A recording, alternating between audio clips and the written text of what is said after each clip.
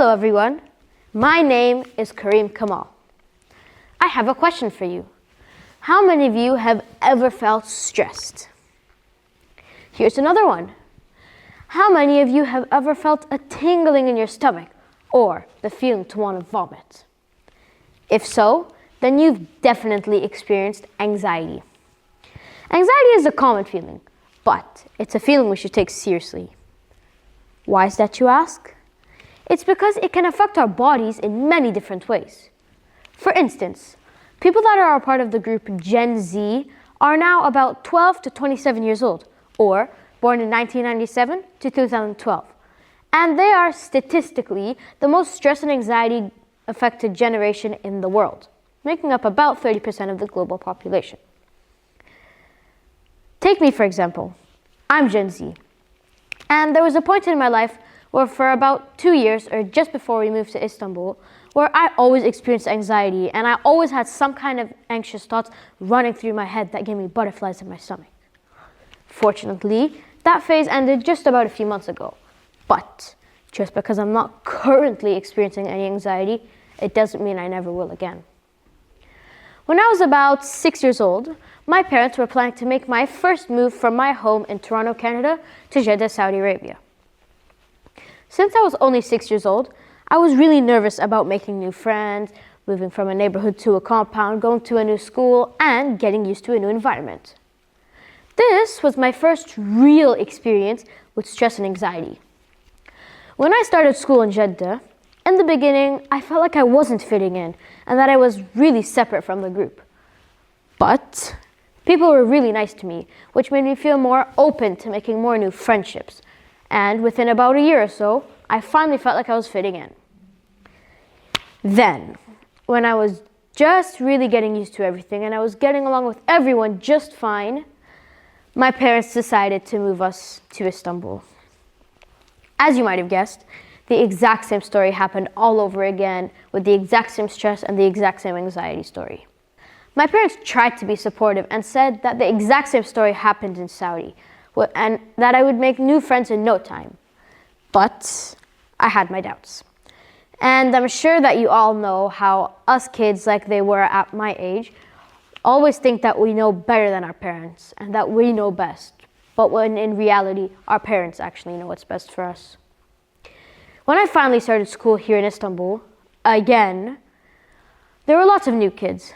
Fortunately, there were a few in my class.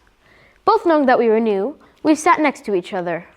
This made the settling in experiences and anxieties much easier. He was my first friend here in Istanbul, and he's been my best friend ever since.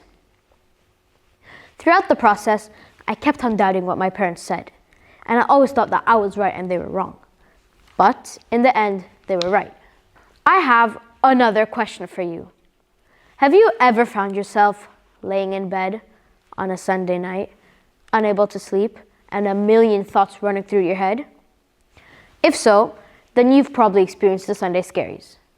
The Sunday scaries usually occur when it's the beginning of the week, and you're really nervous about all the work you have to do and just little things like that.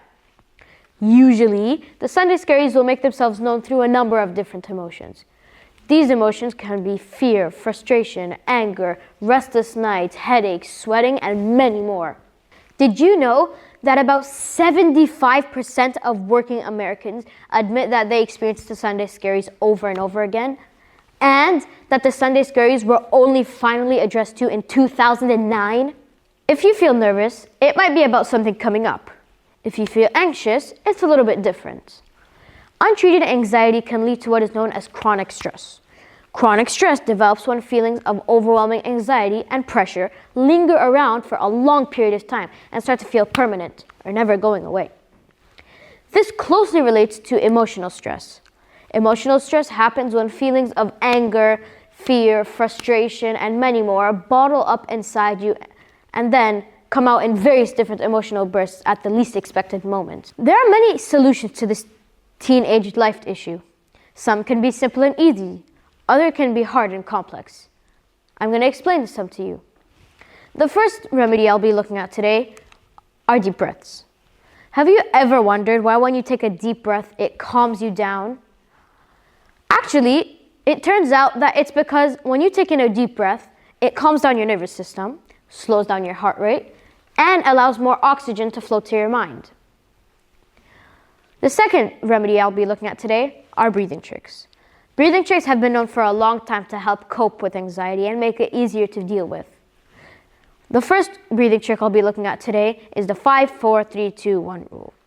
It basically consists of easy steps, helping your brain take your mind off your anxieties and making you feel calmer.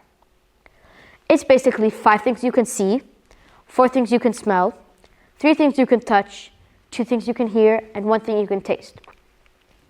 The second breathing trick I'll be looking at today is the 5x5 rule of worry.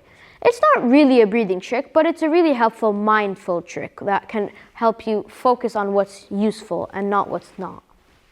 It basically means that if something won't matter in 5 years ahead of time, don't spend more than 5 minutes thinking about it. The last breathing trick I'll be looking at today is the 5-5-5 breathing rule. It's basically breathing in for 5 seconds, holding in that breath for 5 seconds, and breathing out for 5 seconds, like this. And